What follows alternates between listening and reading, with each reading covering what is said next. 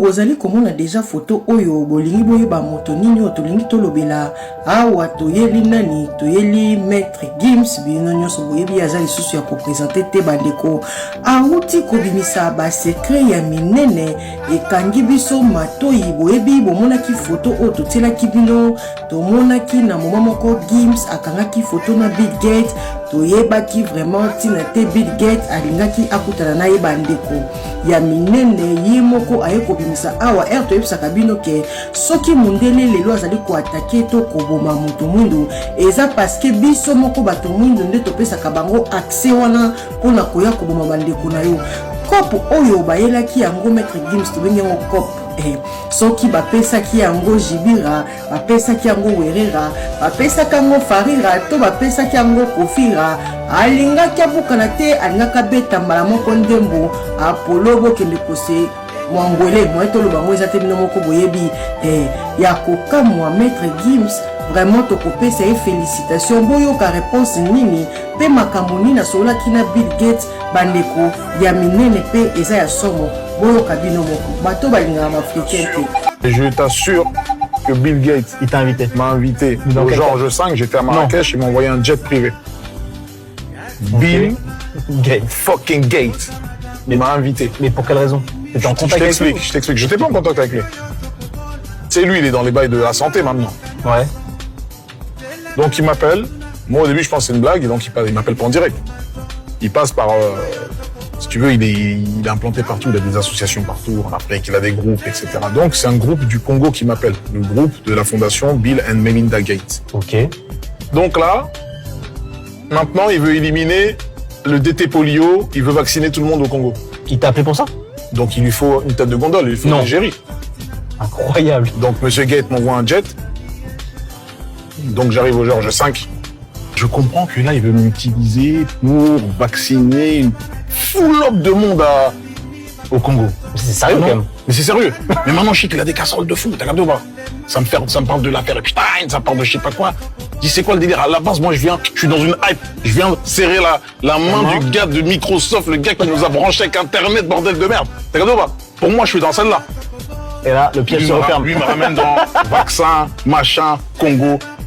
J'ai vu les ténèbres. C'est vrai. J'ai vu les ténèbres devant moi. J'ai posté la photo avec lui. Il fallait voir les commentaires en dessous. Mais attends, ça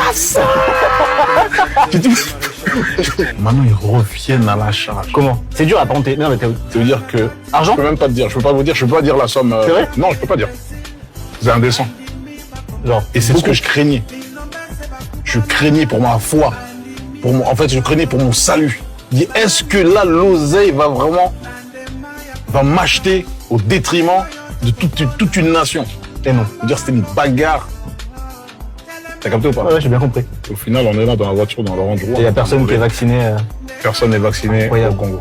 Et comment tu te sors de ce piège? Comment t'as refusé? Franchement, c'est l'aide divin. Non, mais t'as dit quoi? C'est l'aide divin. T'as bien dit un truc à un moment donné. C'est l'aide divin. Bah, j'ai dû refuser. Oui. L'artiste a ça la choix. Il y a ça pour se produire. Et puis nayebi oza moto réfléchissaka osangageaka ya boye te ntango okendaki Olympia. Je me rappelle à l'époque batunaki pourquoi Olympia olobaki pourquoi Olympia. Oui, tout à fait. Par rapport il y a passage ya bato musu ba idole na yo kuna yo po lingaki. Oui. Alors pourquoi Adidas Arena? Parce que et pourquoi seulement maintenant? Parce que ba jeune na biso mibale o bazo dominer musique na biso lelo Valina Ferre babetaki kuna na bibola singa nzela. Olobaki bato ba dominer musique baza 4 otangi déjà mibale. Te bato babeti na arena non olobaki liboso baza 4 otangi mibale. Oh, te baza 4 olobaki ba artiste bazo dominer scène na biso lelo baleki 4 te. Outo loba o bazo Valina Ferre etika leader te bango nde moto balasi biso nzela balaksinga. Tant il fallait beti na You Arena. Ah ça la moi c'est bien. Na pe fona kende kuna. Na kiyibo ba bisinga non. Faisons en 2025 place ça sauter. Donc on beta nan na You Arena. On a beta d'abord na You Arena. Moni bozo ka makambo eleke na stade te boko la ngango partout te. On est tout solo la boye.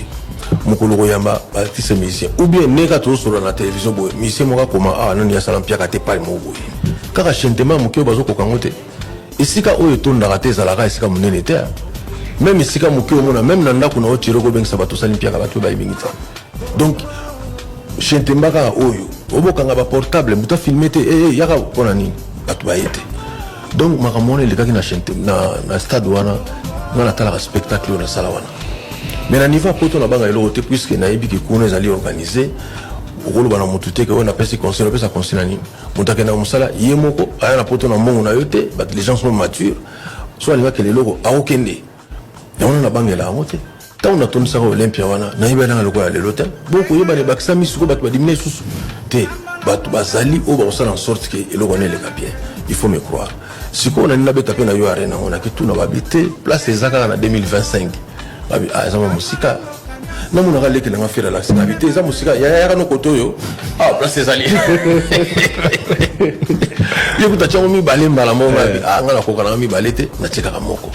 Il faut tout l'endroit cet exemple est bien. Fait les nafali le bazo la sabisho penake. Nazo c'est la paix va proposer ça la sika.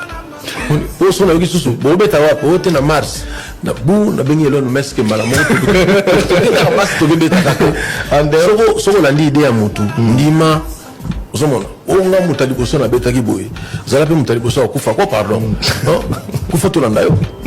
Donc na makamususu Olanda iba rompe na stade. To ba beti ba stade. Oui, on ba ngo. Fora na bato zo simba.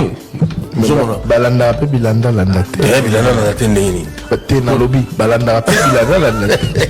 Ce n'est pas parce que Trésor accueilli et Simbi que ngape fona kendegaka. Qu'est-ce qu'on appelle Kosimba?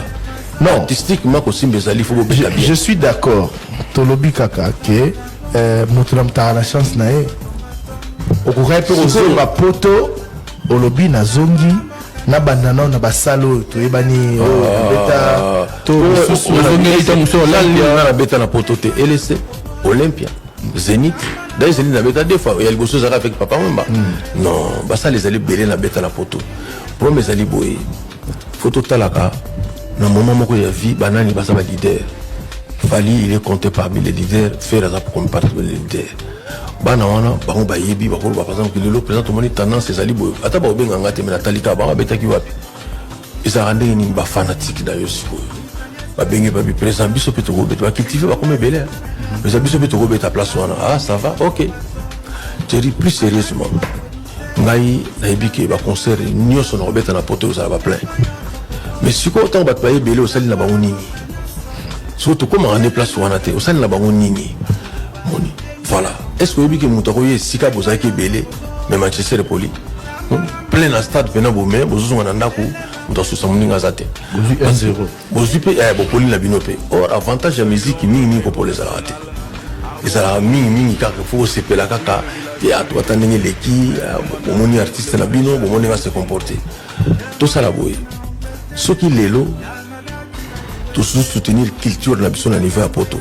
C'est-à-dire que concert ni soko beta ya Fabregas ya Héritier Watanabe ya Inos B concert ni soko beta ya Jibem Piana ya Werason je salue d'ailleurs Piana idole langa mususu wana donc vraiment mais il faut que na toto nsa ba sala wana d'abord pourquoi bon to kana elengi ba proposer biso mais en deuxième lieu il faut la façon de soutenir la musique na biso oui en Amérique la comme dernièrement au moins maintenant mutumu ba sala succès aux États-Unis et on va pas américain va soutenir oui on peut penser mon besoin on va penser mon pays à 1 000 est-ce que vous comprenez comment on a 1 milliard de vues mais on a ça 1 milliard la fracture numérique vous n'allez pas comparer les deux sociétés avec c'est-à-dire là-bas bateau bazana ba Android par exemple bah c'est la rabaza et balé c'est ça